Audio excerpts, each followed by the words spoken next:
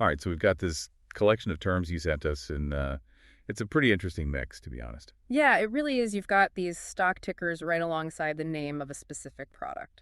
And what we want to do in this deep dive is see if we can unpack that a little bit, you know? Kind of like tease out what this combination might tell us about how you see the tech world. Yeah, exactly.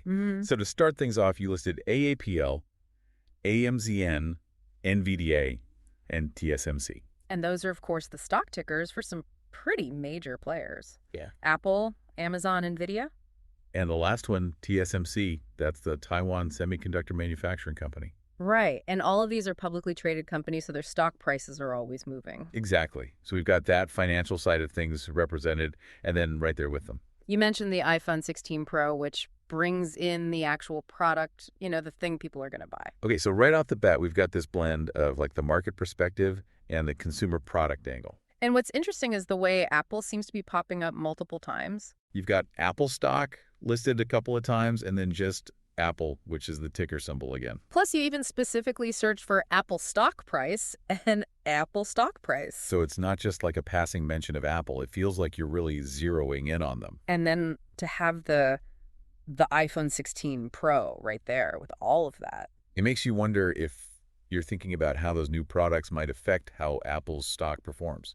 For a company like Apple, those product releases are huge events. Wow. They really drive investor sentiment. Exactly. Like everyone's waiting to see how the new iPhone is received, how well it sells. And that anticipation and that reaction, that all gets factored into the stock price. So your interest here could be reflecting that you understand that whole cycle, the product and the financial link. Absolutely. Now, shifting gears a bit, we also see NVDA with both NVIDIA stock and just NVIDIA. And then there's TSMC listed on its own. These feel kind of different from Apple and Amazon, don't they? Oh, yeah, definitely. I mean, Apple, Amazon, they're these big consumer brands. Everyone knows them. You shop on Amazon, you use an iPhone.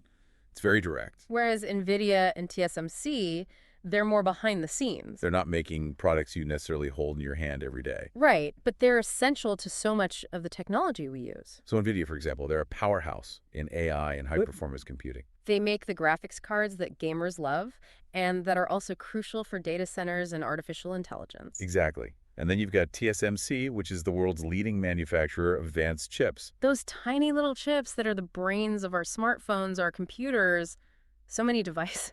It's pretty remarkable.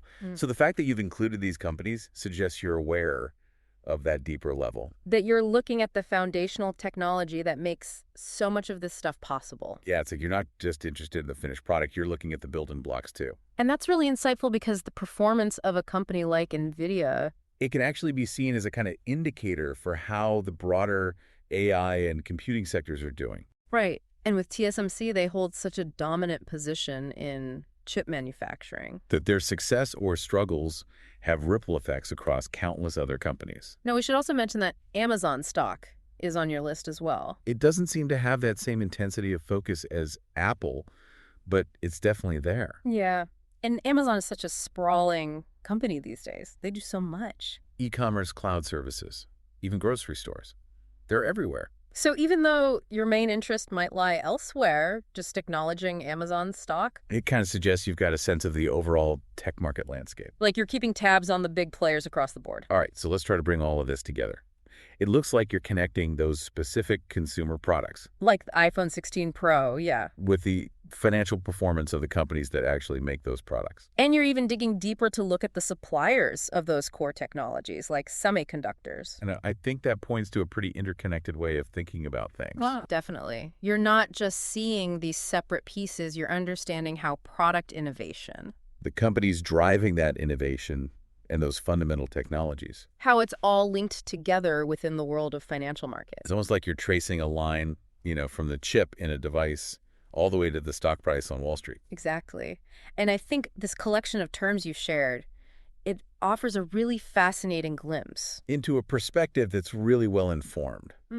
Someone who appreciates both those end products. The stuff we use every day, and then also the complex technological and financial systems that make it all happen. So the key takeaway here is that your interests span from those gadgets we use every day, to the financial and technological powerhouses behind them. with a particular focus on Apple and that vital semiconductor industry. And something to think about. Yeah. How does keeping track of both those consumer products and those underlying technology providers? How does that give you a richer more complete understanding of the tech landscape. And how it's constantly evolving and what all the financial implications of that are.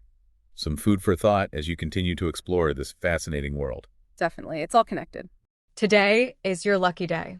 Today is the day that our $3 website works for you, paying you directly to your PayPal daily. Imagine $3 ongoing continuous payments to your PayPal account. Imagine falling asleep and waking up to $300 in your PayPal account. How would this make you feel? How could this help you? What bills could you pay? What kind of fun could you have? What does that retirement look like now?